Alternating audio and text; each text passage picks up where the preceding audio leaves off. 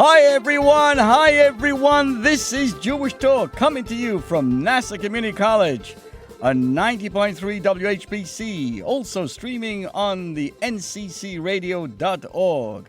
nccradio.org, that's the website address. This program is later archived on Spreaker.com. The program, unbelievable, my friends. If you can't get it in the morning, get it in the evening. This program is repeated on Sunday evenings at 11 p.m. So hi there, just in case you don't know who's talking over here today. Today it is Rabbi Perl. Good morning, good afternoon, and good evening.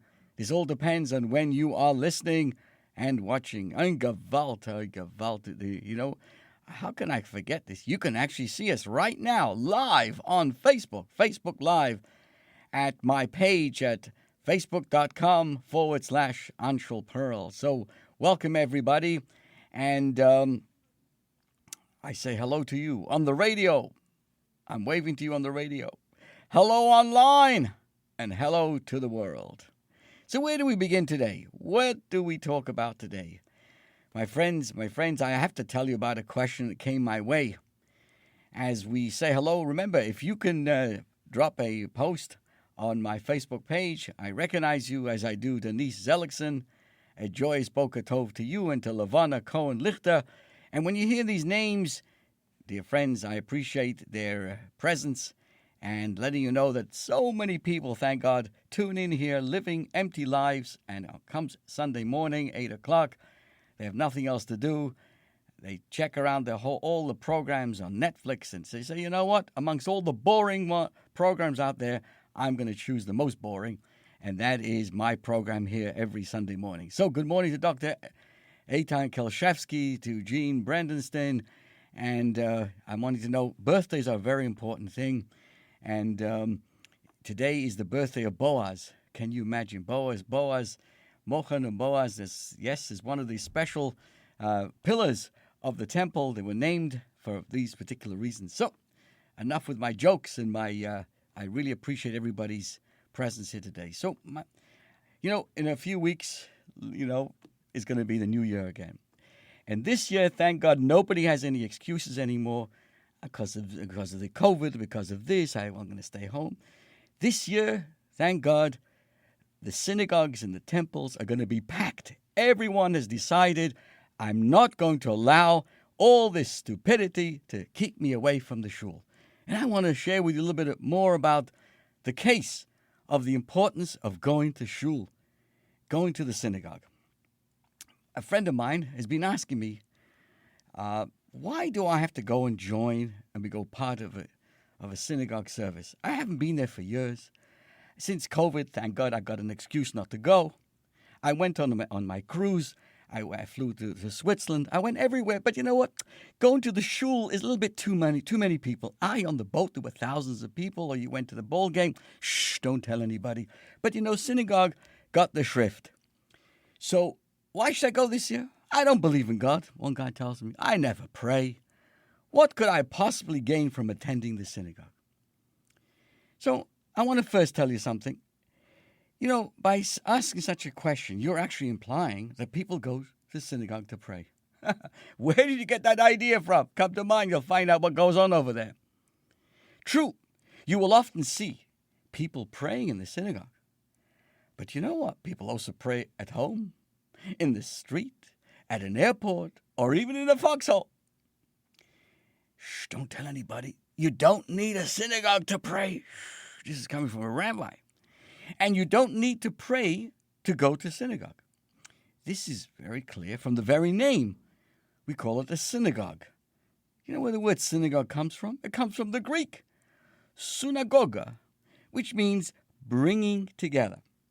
And if that's all Greek to you, the original Hebrew term is called Beit Knesset, a house of gathering. It is not called a house of prayer, but a house of community connection. The synagogue is where we meet old friends and make new ones. People who would otherwise never cross paths, interact, and get to know each other. It is one of the few places where everyone belongs. Young and old, rich and poor, familiar and strange, politically to the left and politically to the right. All are welcome in the synagogue. When it comes to people with opposing views, and I must interrupt myself, I had the most disturbing email from someone this week where they told me that their own daughters don't talk to him anymore. Why? Over political views. Can you imagine, my friends? In one family, daughters have decided not to talk to their father because he has different political views. When it comes to people with opposing views, the postmodern world today has a new term. It's called cancel culture. Do you know what cancel culture means? Do you know what the toxicity of such a word means? It means, cancel culture means, where other opinions are excluded. The Jewish world does not buy into that at all because it has what I call a kiddush culture. Not a cancel culture, but a kiddush culture. What do I mean? Kiddush culture means where we mix with all types and we become enriched by the experience. I look forward to going to my synagogue because I have people with different points of view. We never discuss politics, but we know we have differences of opinions. But there's something deeper than that. Life is not just about political positions.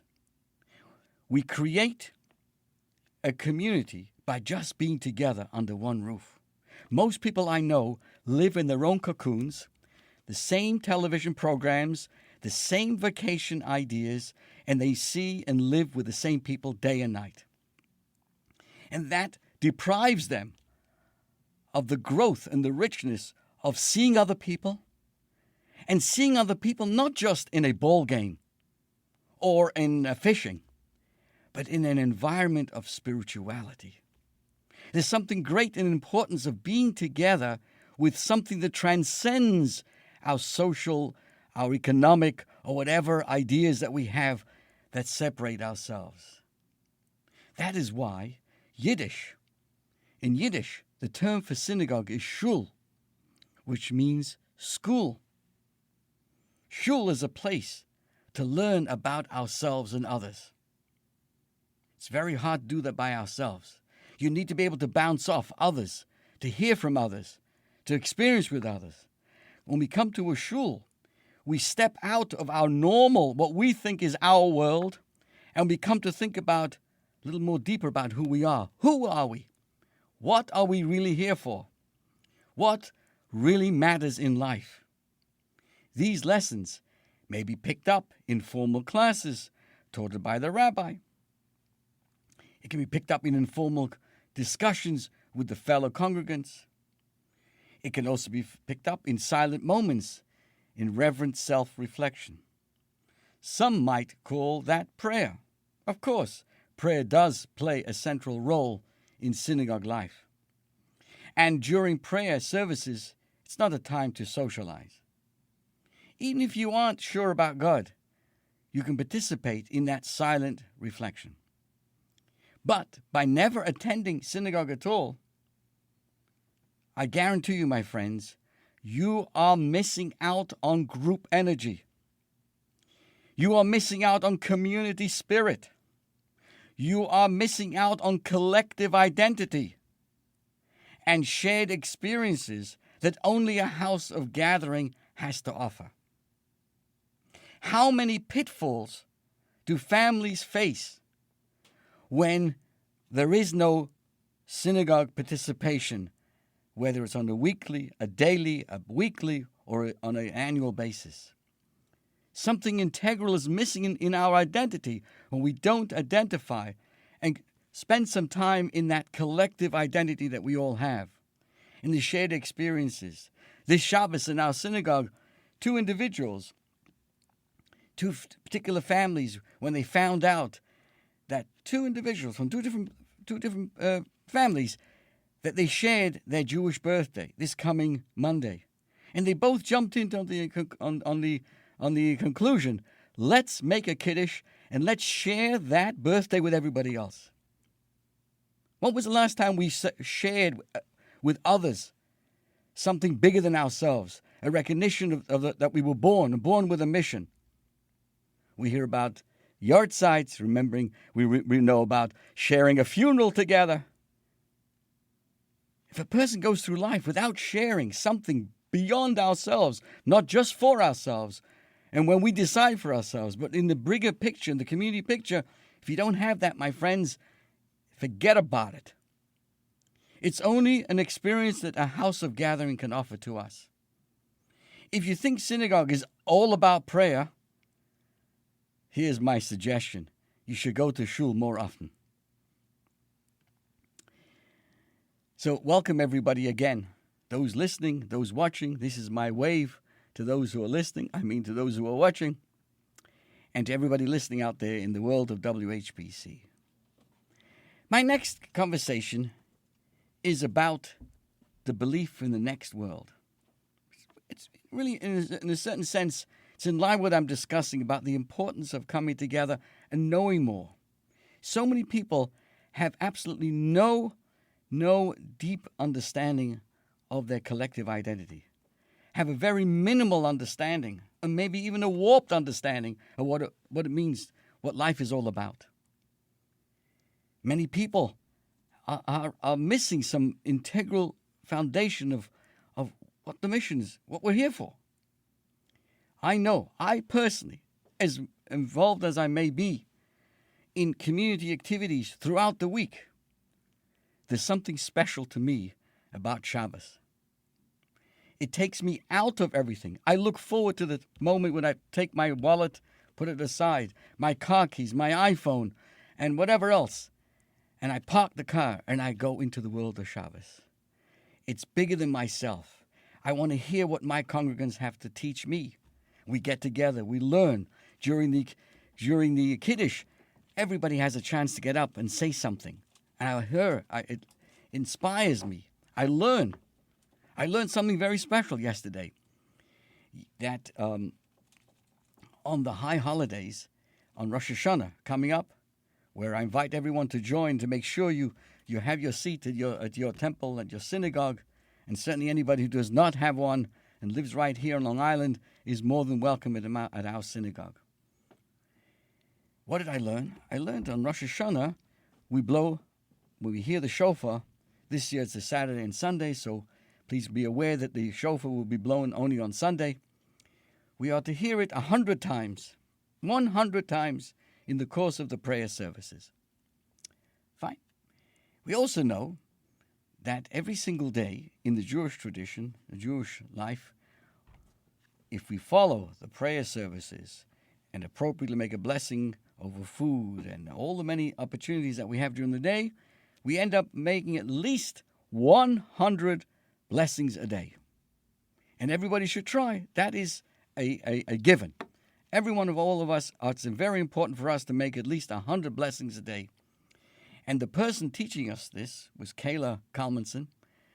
She said she learned from somebody that this individual writes down, as she sees a blessing in her life, she writes it down.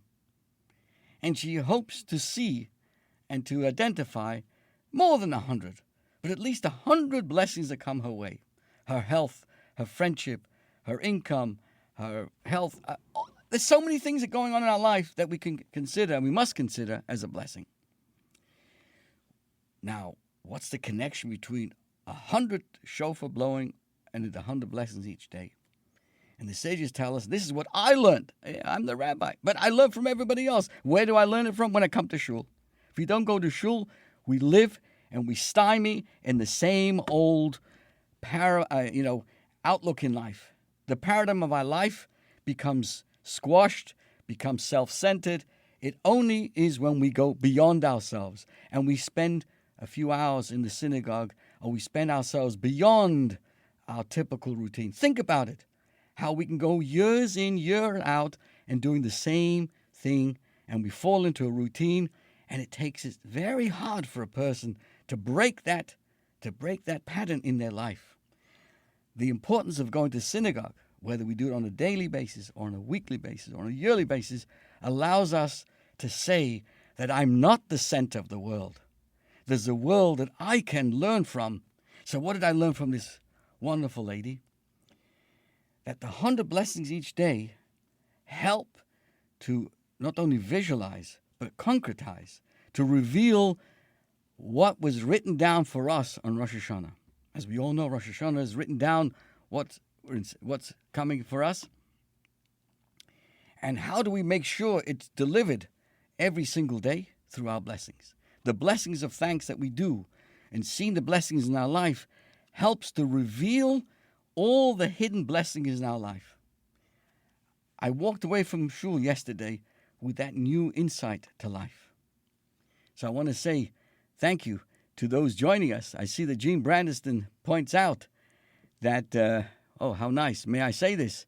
This program is a blessing, she writes, for those of us who can't get to shul often. Thank you so much for that, Jean. So here's my next thought. You know, the belief in the next world is the foundation of Judaism. Why doesn't the Torah talk about it? Nearly all religions have a concept of heaven.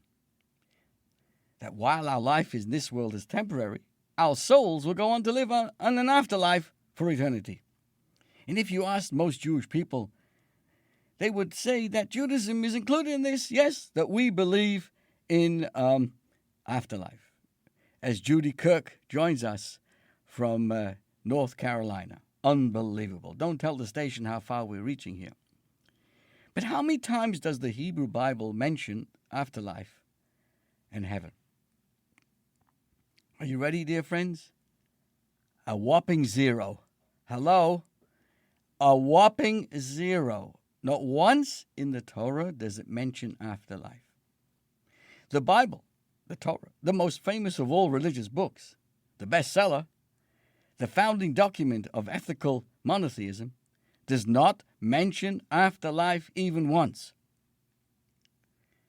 The question becomes more interesting when you look at the endless Jewish commentaries, from the rabbis of the Talmud to the modern era. They all do believe in the next world. In Hebrew it's called, and I want to thank Eitan for teaching me this, it's called Olam Haba. In fact, the idea of afterlife, knowing that our actions carry eternal consequences and meaning, is a pillar of Jewish belief. So why isn't it mentioned in the Torah, which is the ultimate guide to what we believe in? There are many answers offered to this question by Jewish scholars. One opinion comes from Brooklyn, from David Klitnick. One opinion given by Nachmanides, that's called the Ramban, a great 12th century scholar known as the Ramban, is that the Torah discusses spirituality all over the place. It talks about God, divine miracles, that we have souls. He says the Ramban, it's self-evident that there is clearly a realm that must exist outside of the physical one. And by the way, going back to my harping today, when a person goes to synagogue, we become more aware of the deeper side of ourselves, not just the physical, but also the spiritual side of ourselves. There's another fringe benefit, you could say, of coming to shul. Now, another opinion of why the Torah does not speak about afterlife, I'm talking about strictly the 5 books of Moses. Another opinion is that a focus on heaven would belittle the importance of this world, making the most of the blessings of this world and achieving our potential here and now. And we know all too well what happens when a religion focuses too much on the paradise of the world to come. Guess what happens? When people think that way, it ends up coming at the expense of valuing life here on earth. And I could give you many, many examples across the world where too much focus is on going to some other place at the expense of murdering and terrorism around the world. But I would like to share with you another answer to our question, given by Maimonides, the Rambam. That's the 11th century Torah giant, a good friend of the Kolshevskis, who codified Jewish law and wrote the magnum opus, Mishnah Torah, which I find particularly moving. He gives his answer on to why the Torah itself, the 5 books of Moses, doesn't speak about an afterlife. As we welcome Sharon Jacobs, Boker Tov. Sharon Jacobs is a wonderful member, and she makes sure to come to synagogue on the 2 days of Rosh Hashanah and Yom Kippur, and appreciates the importance of belonging to something bigger than themselves. He says that the Torah is a book of obligations. This is the Rambam.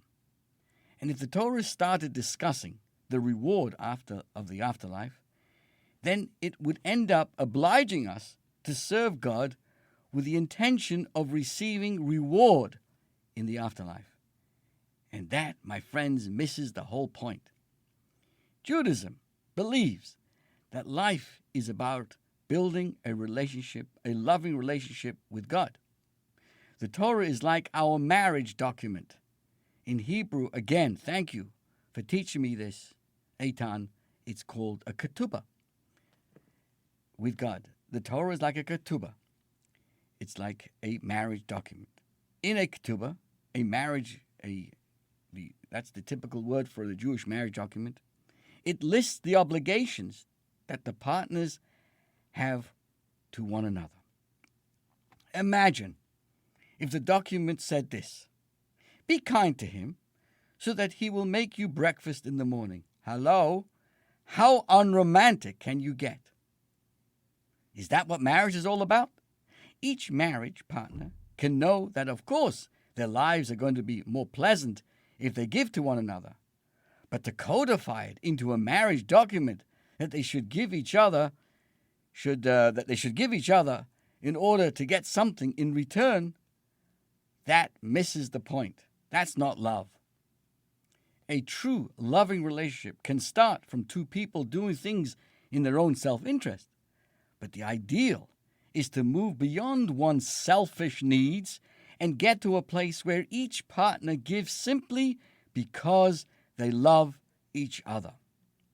And so too, our question, in our relationship with God, ideally, we're not meant to be thinking about what's it in for us, what reward we can get, because that's not love.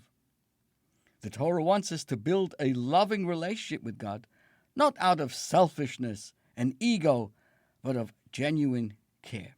So yes, we can know that there is a life after death, for sure. Indeed, in the oral Torah, passed down through the generations, it speaks much about the next world in numerous places. But it's not written in the Torah, the 5 books of Moses, codified into the marriage document, because that misses the true essence of what true life is all about. The greatest pleasure in relationships that we can experience in life isn't when we're focused on what we can get in return, but rather when that's the furthest thing from our mind. And I want to thank everybody for the amazing posts that I'm receiving now, and thank everybody on the world of WHPC and the world of Facebook.com/my name, joining us for this weekly rant, or weekly, well, they call it Jewish talk, but I call it a rant, certainly in this morning's. So let's turn our attention now to something that we do. It's called benching. Benching. When you ask a typical Jewish kid to bench, he probably looks at you a little bewildered and thinks that you're either talking about the long thing that you sit on in the park, or the all-star baseball player, a good friend of Judy Kirk, Johnny Bench. But if the same Jewish kid goes to a Jewish camp or a school and had Levana Lichter as a teacher, he would know that benching refers to Birkat Hamazon, one of the most well-known prayers. And I'm going to discuss where this comes from. We're talking about grace after meals in the Jewish tradition. What's the origin of this amazing prayer? It's part of our daily ability when we want to reach 100 blessings a day, is to make sure when we eat our breakfast and we wash for bread, we made the blessing before and afterwards. After each meal, we have Birkat Hamazon if we've participated with bread and bagels, whatever, or challah. What's the origin of this benching, of this grace, this blessings after the meal? In fact, it was only yesterday, throughout the world. And when we come to the synagogue, we come to learn about these things. We come to learn there is more than just the TV shows and the same old garbage binging that we do. There's a bigger world that comes with being with other people with different opinions that we can learn from other people. How many people get the opportunity to bounce back their ideas with other people? Where else can you do this? But in an atmosphere of holiness. Again, you can see, my friends, I'm here to make the case of the importance of going to shul. Whatever level you're on, a daily, fantastic, weekly, fantastic, going to high holidays, fantastic, whatever. But making that commitment, and especially this year, Baruch Hashem, we made it through COVID. Sign up. Make sure you're going to your synagogue. So, what's the source? What's the source of the grace after meals? Levana Cohen Lichter, right away, fantastic. We learn it from the Torah itself. And the source was in yesterday's Torah portion, V'achalta v'savata uvarachta. It says, V'achalta v'savata, you should eat, and you should become satisfied, uvarachta, and you should give a blessing. Now, the blessing itself is made up of 4 blessings. And the first 3 we're going to study are of Torah source, while the 4th one, but in general, my friends, all the blessings that we make before meals, before anything, before eating, whatever we're doing, is of rabbinical source. But there's only one set of blessings that are called of Torah obligation from the Bible itself, and that is the benching, the grace after meals. What's the significance? Why? Why should this be? What's so special about this? I understand some people go to restaurants and they're so nice. They bring in all their friends. Come, I'll take you out. And then they're all sitting around there and ma'est and befrest, and everyone is buying steak and $138 for a piece of cowhide. I don't know, whatever it is over there. Uverachta. If they don't know Hebrew so well, uverachta, if it's spelled wrong, instead of being uvarachta means and you bless, uvarachta also means and you run away without paying, and you leave them in the urge over there. I want to thank the doctor for such an amazing insight. I never realized the power of and the depth of your Hebrew language. It amazes me. It just takes me to another place. So, what's the origin of these blessings? What's behind this long blessing, this long chant? Where does it come from? What does it mean? And the Talmud discusses that this blessing after meals is actually a chain of 4 blessings. The first was composed by Moses himself. As you all know, you may be able to change your noses, but never your Moses. So Moses wrote the first one, the first prayer. And there it was composed by him in appreciation for the manna that fell in the desert. Fine. So the first one, we thank God for the manna given from heaven. So it is the most ancient of blessings, and it is recited by every single day. We make a blessing over that manna that was given to us in the wilderness. The second blessing was composed by Joshua, his student, and that is to thank God as to remember how the Jewish nations entered into Eretz Yisrael, into Israel. That's what Joshua did. After Moses passed away, Joshua took over the leadership, and then we entered into the promised land. So every single day, we give recognition of that. So Moses makes no mention of the land of Israel whatsoever in the first blessing, because he hadn't arrived there yet. He only lived during that period before they arrived. And it was Joshua who entered into the land, and therefore it is we make a blessing over that. The third blessing is to give praise to God for building Jerusalem. This was composed by King David and Solomon. Amazing. So the first is codified, authored by Moses. The second blessing of the benching was by Joshua. And the third was by King David and his son, King Solomon. Once the Beis Hamikdash was destroyed, once the temple was destroyed in Jerusalem, the blessing was changed from thanking God in the present, but more of a praise to God that in the future, hopefully with God's help, with the coming of Mashiach, we will have the third temple restored. Okay, so we have Moses, Joshua, and King David and King Solomon. 3 blessings. Now there's another unique feature to this blessing. These first 3. In all other blessings, we answer Amen only to blessings recited by others. But in this third blessing, over the Jerusalem and the temple, in the benching, we all say Uvnei Yerushalayim, and then we say Amen. 1 second. Someone says Amen to my blessing. I say it to your blessing. Who says it over their own blessing?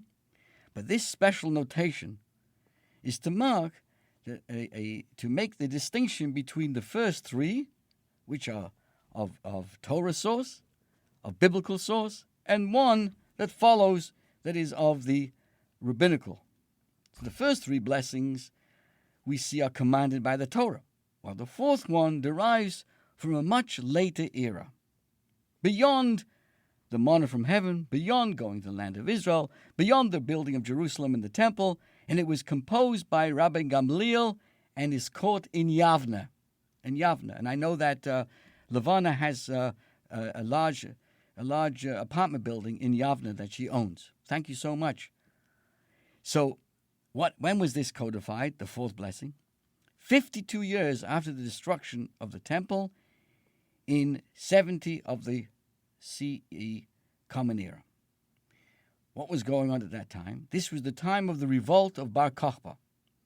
In his earlier days, this Bar Kokhba want to welcome back Stacy Hirsch Lambert, who just came back from Rome, and she looks forward to sharing with us an amazing experience that she had there.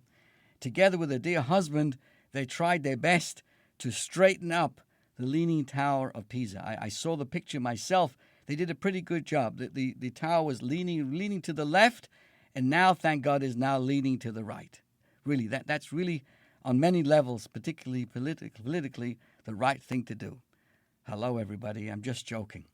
So, this Bar Kokhba, who was a disciple of Rabbi Akiva, he was the greatest amongst his generations. In fact, Rabbi Akiva argued at some point that this Bar Kokhba was the Messiah, was Mashiach, and that the goal of his revolt was to restore the temple. So in those days, the disciples of Rabbi Akiva joined forces with this revolt, and so the revolt succeeded. But it was not long before Bar Kokhba himself went off the Jewish way, and failed to realize that his victories were from God. As soon as someone believes their blessings that they have in life is their self-made, as they say in America, a self-made man, you can appreciate that the person's drop-off will be not too far away.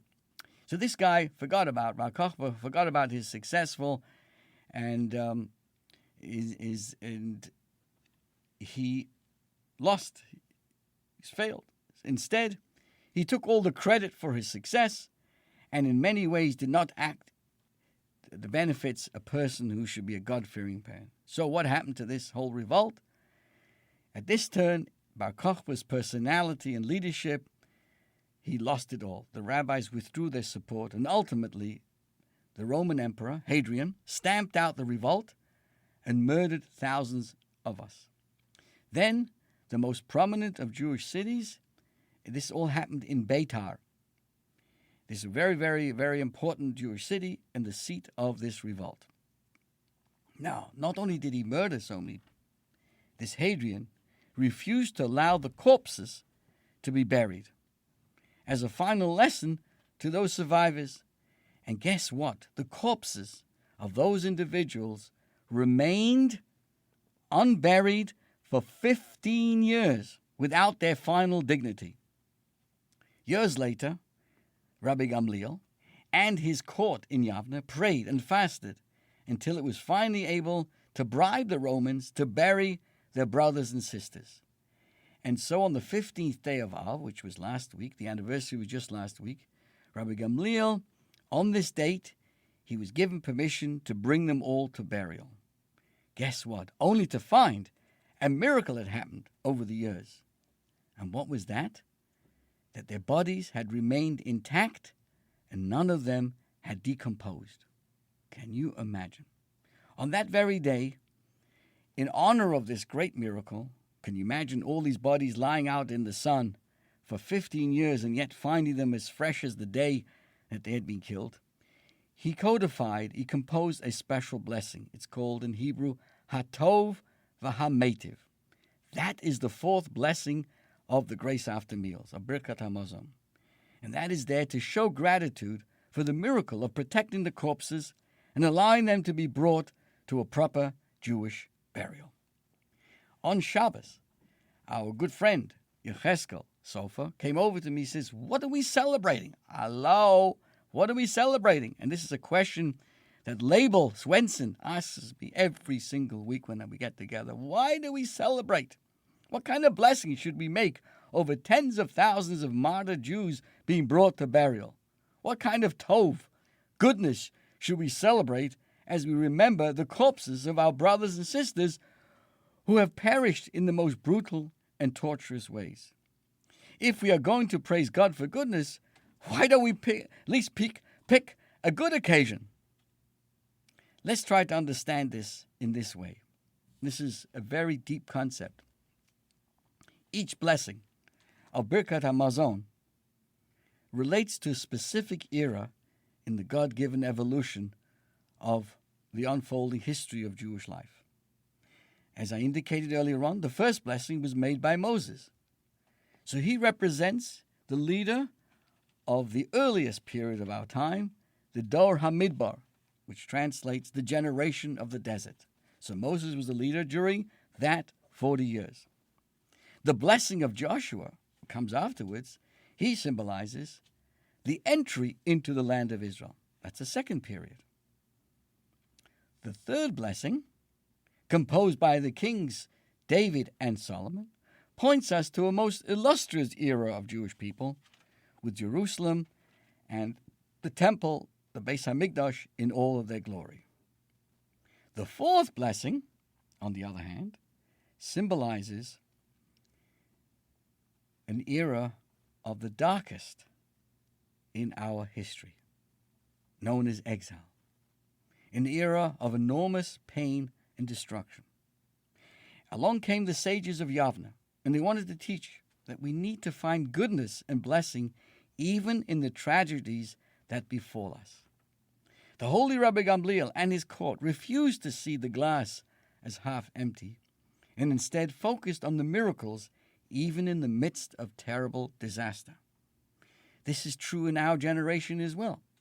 We have every reason to mourn the horrendous tragedies, going back to the Holocaust, and all current events and terrible acts that we see and hear about, or to express our dismay at whatever is befalling us at this very moment. But we have even more of an obligation to look at the wonders and the miracles of those who have survived the Holocaust, and to refuse to surrender to the pain and the hardship that they have suffered. So we have an obligation to celebrate, even under our times, and all these long period, the positive elements that still maintained throughout our lives, despite everything else, which are truly incredible, down to the land of Israel, all the way down, all the good things that we have. Even in the midst of the most horrible of times, we must find the goodness that is and is yet to come. Now, I want to say hello to Julie Ann Wallach. Amazing, amazing family. Our blessings go out to you, Julie, and to your sisters, and to your dear father, and our heartfelt blessings to your dear mother. May she have a speedy recovery. And I want everyone to know this is a beautiful, holy family that in a environment of a medical ICU unit. We got together on Friday and we sang songs. We made Kiddush. We shared blessings, all to bring a source of blessing to a dear, dear lady, your dear mother, Julianne, your dear mother. And we all had a wonderful, in a sense, a very, let's call it unconventional, but an atmosphere of mitzvah, a bat mitzvah. Everybody made blessings. Everybody made a little speech, and it was really something very beautiful. So thank you, Julie, for bringing us all together. Send our best. We all of our wonderful Facebook world and the radio world, send our heartfelt blessings to your dear mother for a very speedy and complete recovery. So, again, I want to focus on these two blessings. The first two, the blessings that we're talking about. We've discussed the source of all the four blessings that we make after grace after meals.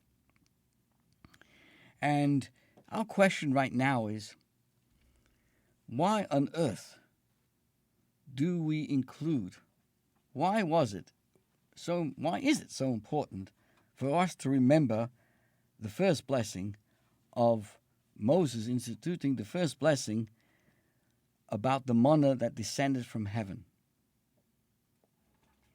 As I said, he introduced the first blessing. Joshua instituted the blessing about going to the land of Israel.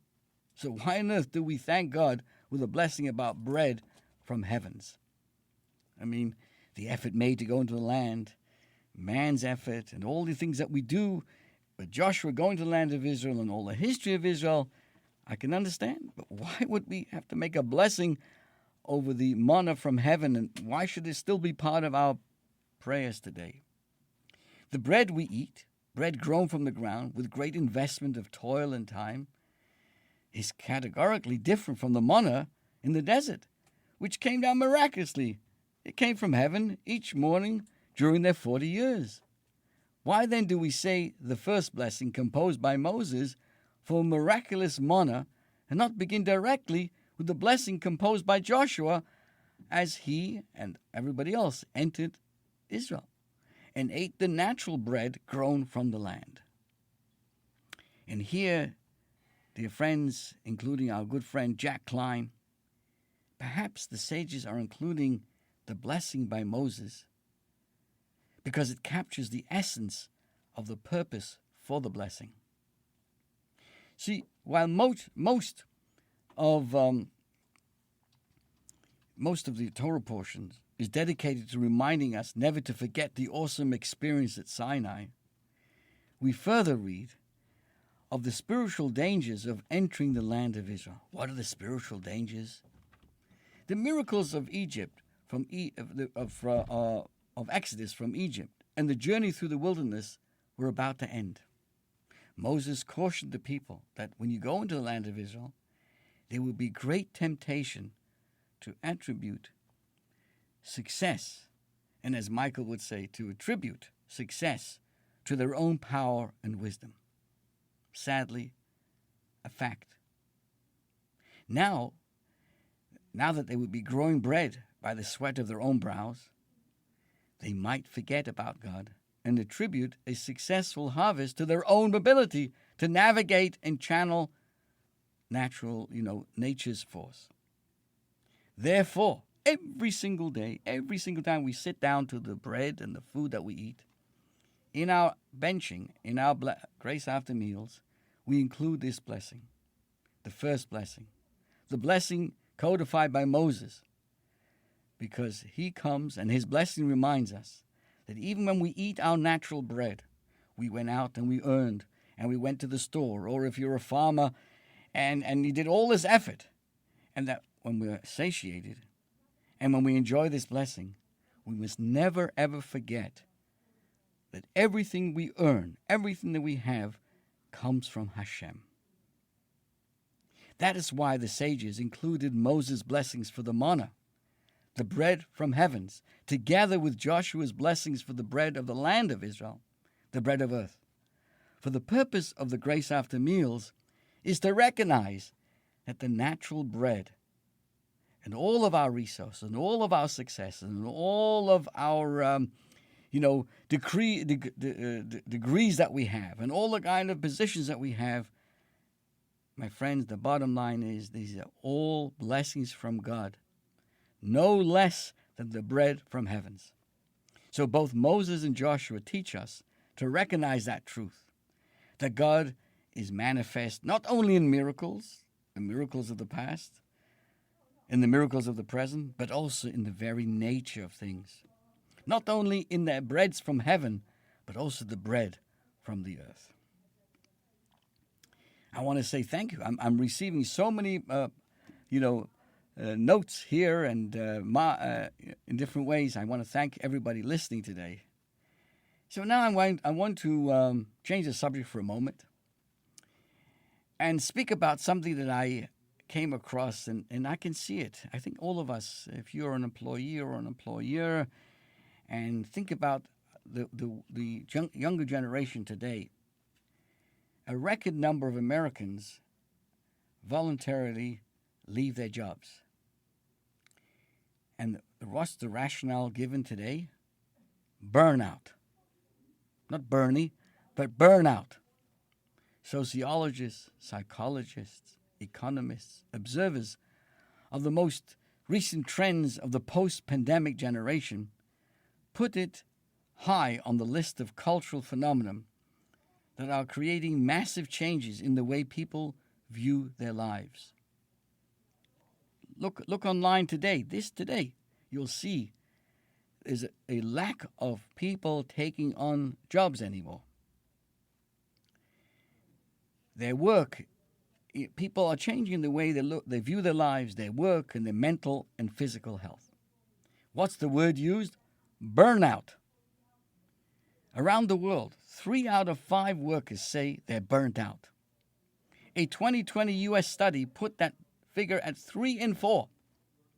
A recent book claims that burnout afflicts the entire generation.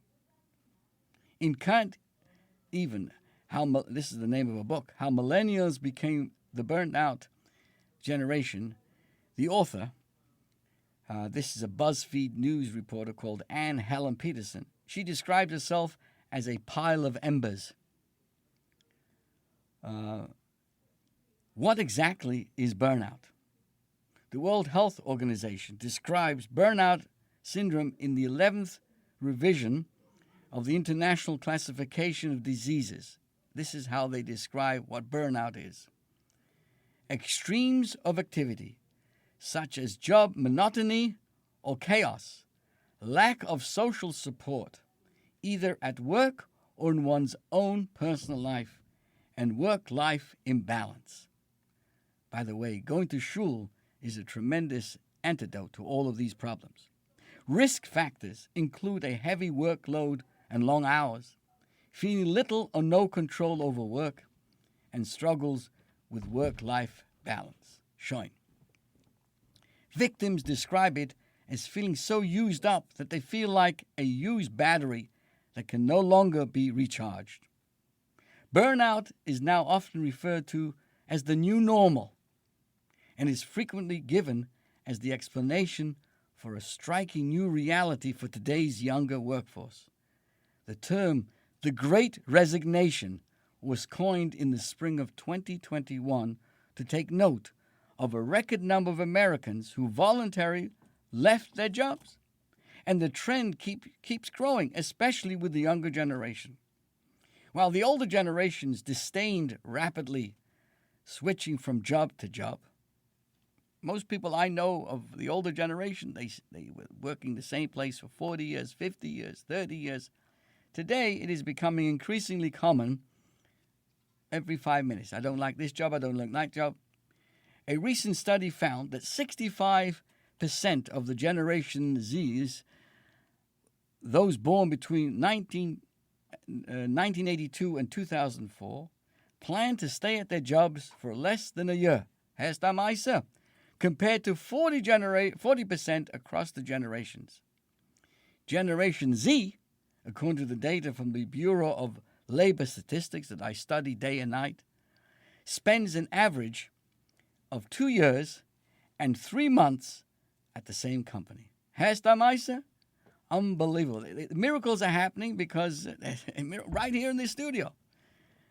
During that time, an additional innovation often makes its presence known as quiet quitting. It is a personal commitment to do only as much as contractually required, both by time and by effort.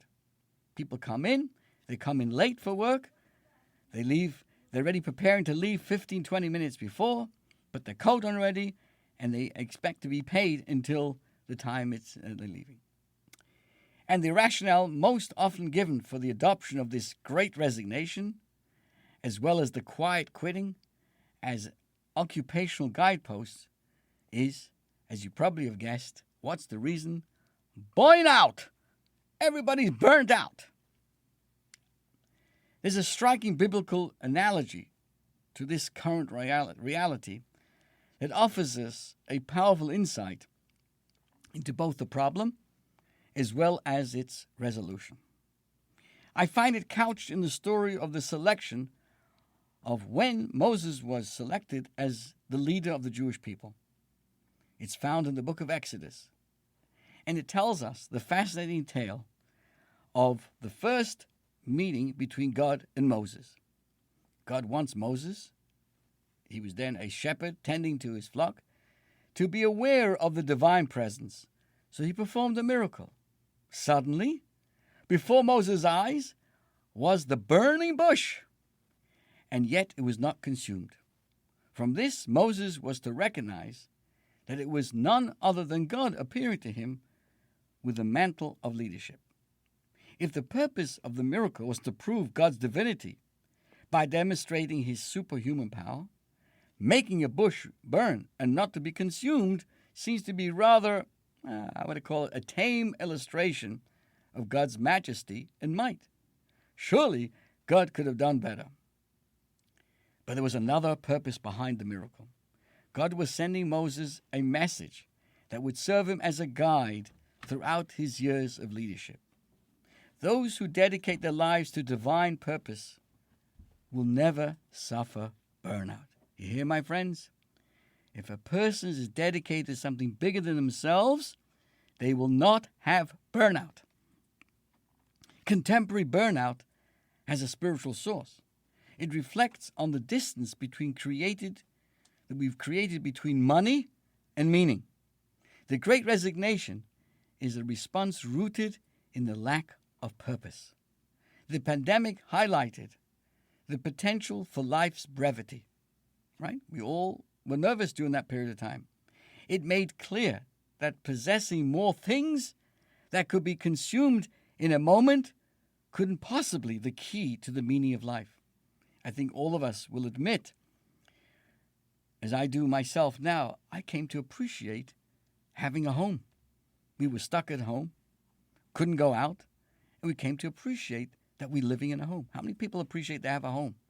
We go on vacation, we go on boating, and we go on cruises, and we go this and we go there. People have beautiful kitchens, and the more beautiful the kitchen they have, the less it's used. They make reservations. During the period of COVID, we came to appreciate basic things. There's a famous parable of 3 bricklayers rooted in an authentic story. After the Great Fire of 1666 that leveled London, I remember it very well, the world's most famous architect, Christopher Wren, was commissioned to rebuild a cathedral, St. Paul's Cathedral.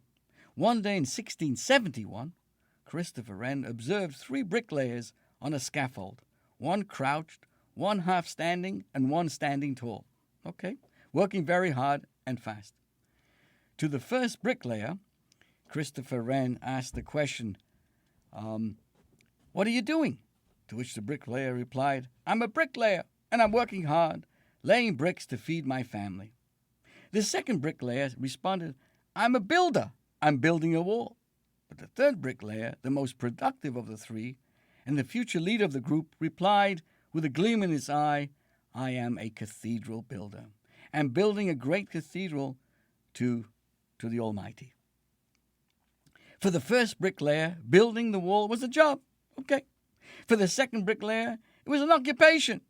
For For the third, it was a calling. A calling reflects our universal need to matter, to influence, to make a difference in the world around us. Viktor Frankl made this clear in his book, Man's Search for Meaning.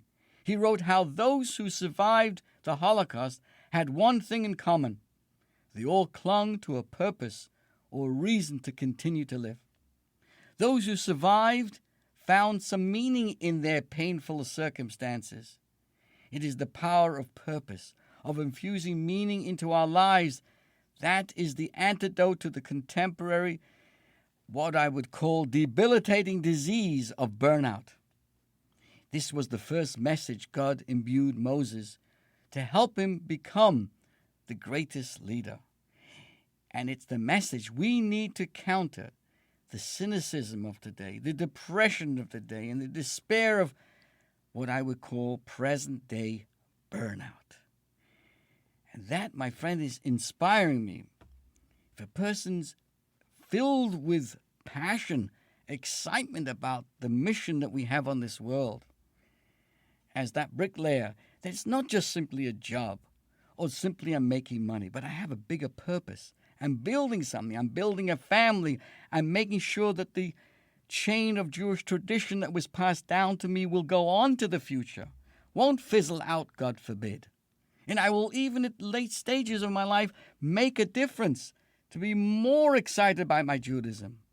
I won't be afraid, embarrassed to put on my yarmulke, at least when I eat my food. All of that counterbalances all the negativity of this world. It provides the opportunity to rise above the typical, typical day in, day out routine that we've done. And that is why in my mind today, I'm on this focus of the power of a shul. Somebody in shul said to me, Rabbi, I know you talked about the importance of going to shul, but you forgot about the importance of going to shul to pray. Of course, going to shul is important to pray. And if a person can't make it, he can do it at home. But the deepest side of praying as a congregation, meeting other people who may not be in your same environment. They're not in the same zip code even of where you live. May not even be in your economic, you may be in a better position financially, but you come to appreciate other people who may, in their presence in the synagogue, show a deeper side that goes beyond financial commitment, or the same kind of people, or the same golf club that we go to. A shul provides us the ability to overcome burnout, to overcome the routine and all the other things that we think are so important in our life. And that is why the Torah doesn't speak so much about the world to come. Sure, there's a world to come, but that's not the focus in our life. Our life is to make this world, right now, our four walls, our family, our community, the world, into a home for Hashem. Can you imagine being asked to host God at your breakfast table? What wouldn't you do to make sure that God is comfortable at your table? What kind of chair would you have? What kind of pillow would you have? What kind of milk would you have? What kind of cereal would you have? What kind of square or round bagel would you have? All these things represent your caring for something bigger than ourselves, as we would do for any guest. How much more so when we are a guest in God's world. And everything that we do offers us that deep, loving relationship with Hashem through our prayers, through our recognition, and our appreciation of all the many blessings that God has given to us. And that's why we try our best on every single day to make at least, if not more, 100 blessings in our life. This is your host, Rabbi Perl, wishing you the best. Have a wonderful, blessed week in so many different ways. Shalom, and all the best.